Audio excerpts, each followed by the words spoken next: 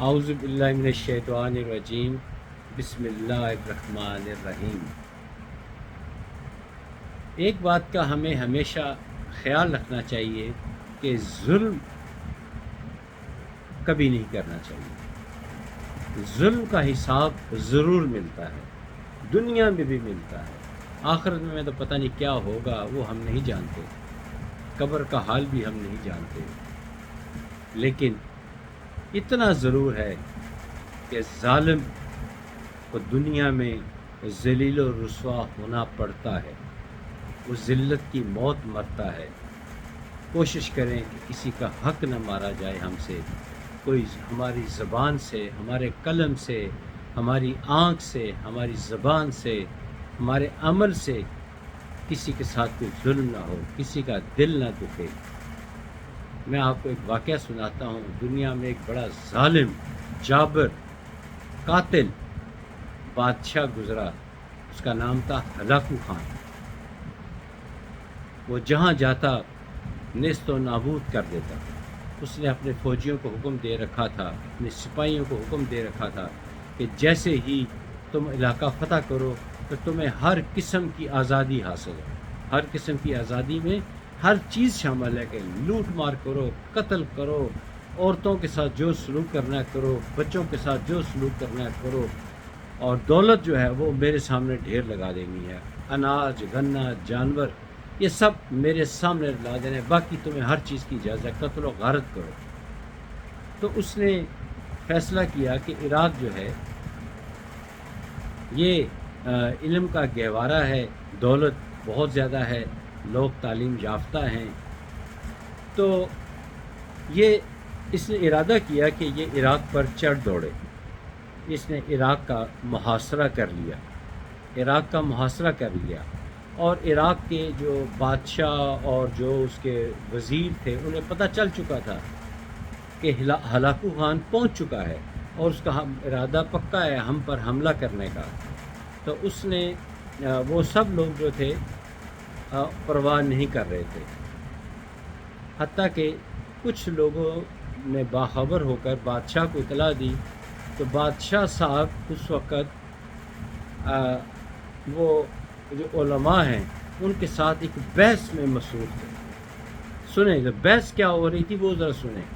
بحث ہو رہی تھی کہ ایک سوئی کے نکے پر کتنے فرشتے بیٹھ سکتے ہیں یا پورے آ سکتے ہیں۔ یہ غیر ضروری بحث ہو رہی تھی۔ اس غیر ضروری بحث کی خاطر ایک دوسرے کی داڑھیوں کو بھی کھینچا جا رہا تھا۔ یہ تو عالم تھا۔ اس دوران ہلاکو خان نے عراق کے کچھ جاسوسوں کو اپنے ساتھ ملایا اور عراق کی جو باؤنڈری وال تھی اس کے جو کمزور حصے تھے ان سے آگاہ کر دیا،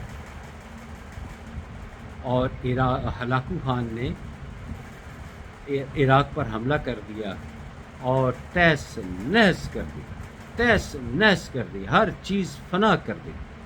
جیسے میں نے پہلے بتایا جس طرح کا وہ سلوک کرتا تھا ویسے ہی اس نے وہ سلوک کرنے شروع کر دیے، اور اسے کوئی پرواہ نہیں تھی کہ کیا ہوگا کیا نہیں ہوگا، اس کا کیا انجام ہوگا کیا نہیں ہوگا۔ عورتیں بیوہ ہو رہی تھی، بچے یتیم ہو رہے تھے۔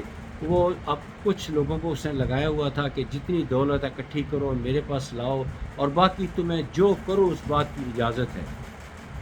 تاریخ میں لکھا ہے کہ عراق کی گلیاں، دو باتیں یاد رکھیے، عراق کی گلیاں خون سے بہہ رہی تھی، خون ہی خون، گلیاں خون سے بھر گئی تھی، اور عراق جو اس وقت علم کا گہوارہ تھا، بہت قیمتی کتب تھی وہاں پہ، ان سب کتب کو ہلاکو خان نے تمام کتب کو دریا میں بہا دیا، اور دریا کا رنگ نیلا ہو گیا تھا، نیلا کالا یہ رنگ ہو گیا، وہ قیمتی کتب ہمیشہ کے لیے ضائع ہو گئی۔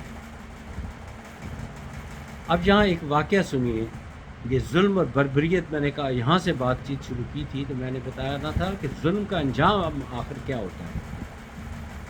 بادشاہ کا معمول تھا کہ روزانہ شغل کے طور پر 3 قطاریں لوگوں کی بناتا، مردوں کی، اور ان کے سر قلم اپنے سامنے کرواتا اور کہکے لگاتا، پھر ان 3 قطاروں میں جتنے لوگ کھڑے ہوتے ان کی کھوپڑیوں کے مینار بناتا۔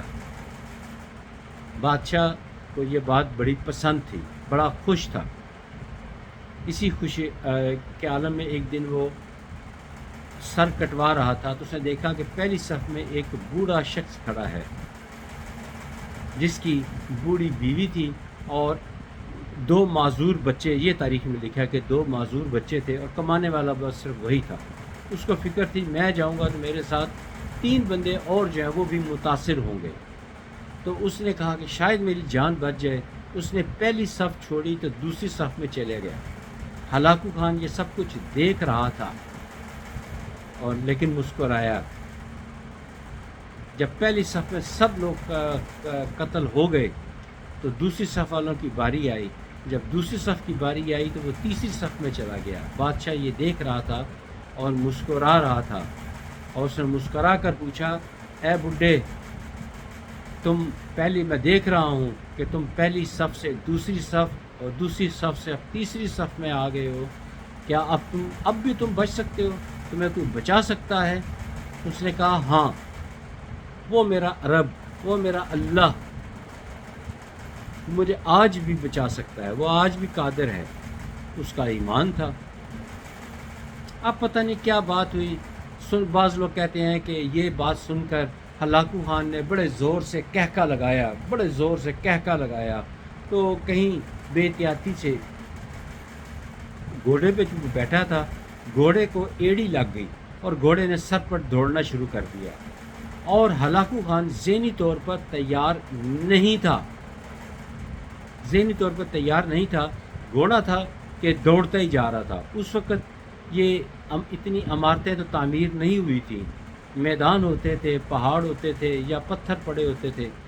تو اب ہلاکو خان کے ہاتھ سے گھوڑے کی جو مہار ہوتی ہے وہ تو چھوٹ چکی تھی، اب وہ صرف ایک ٹانگ اس کی گھوڑے کی جس میں وہ پاؤں رکھتے ہیں رکاب، اس میں پاؤں اٹکا ہوا تھا اور ہلاکو خان لڑکتا ہوا چلا جا رہا تھا۔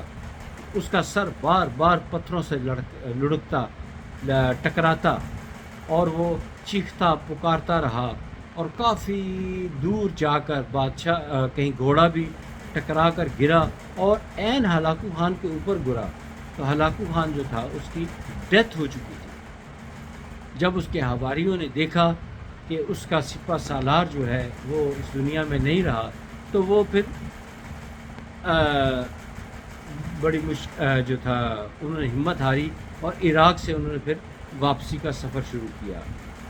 اور یہاں ایک بات میں بتانے بھول گیا کہ بادشاہ نے وہ لوگ جنہوں نے جاسوسی کی تھی، اندر کی عراق کی خبریں خفیہ طریقے سے ہلاکو خان تک پہنچاتا تھا، بادشاہ نے ان سب کو بلا کر ہلاک کر دیا، کیونکہ وہ لوگ تو اس آس پہ تھے کہ جب یہ ہلاکو خان یہ فتح کر کے جائے گا تو یقینی طور پر یہ ہمیں کچھ انعام و اکرام دے گا، یا یہاں کی حکمرانی دے گا، یا یہاں کی وزارت دے گا، کچھ نہ کچھ ہمیں دے گا۔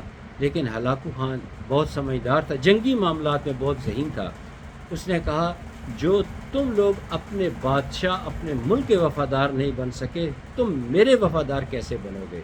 لہٰذا اس نے ان سب کو، یہ باقی جو میں 3 صفوں کا ذکر کیا ان کے صرف سر قلم کرتا تھا، لیکن ان غداروں کے سر اس نے بڑی بے دردی سے کچلے۔ وہ شیروں کے آگے، بھوکے شیروں کے آگے ان غداروں کو ڈالتا اور ان کو کھاتا ہوا دیکھ کے خوشی محسوس کرتا۔ غداروں کا بہت برا انجام ہوا اور آخرکار ہلاکو خان کا بھی بہت برا انجام ہوا۔ پنجابی میں ایک لفظ بولتے ہیں، ات خدا دا ویر، ظلم آخر ظلم ہے، حد سے بڑھ جائے تو مٹ جاتا ہے۔ یہی حال ہلاکو خان کا ہوا۔ اللہ تعالیٰ سے دعا ہے کہ ہمیں چھوٹے سے چھوٹے ظلم کرنے سے بھی محفوظ رکھے، ہمیں راہ ہدایت فرمائے، ہم خلق خدا پر رحم کریں، ان کے کام آئیں، ان کی رہبری کرے۔ اللہ تعالی ہمیں ان سب نیک کاموں کی توفیق عطا فرمائے۔ آج اس ویڈیو کا وقت ختم ہوتا ہے، اگلی ویڈیو میں پھر حاضر خدمت ہوں گا، تب تک اجازت دیجیے، خدا حافظ، السلام علیکم۔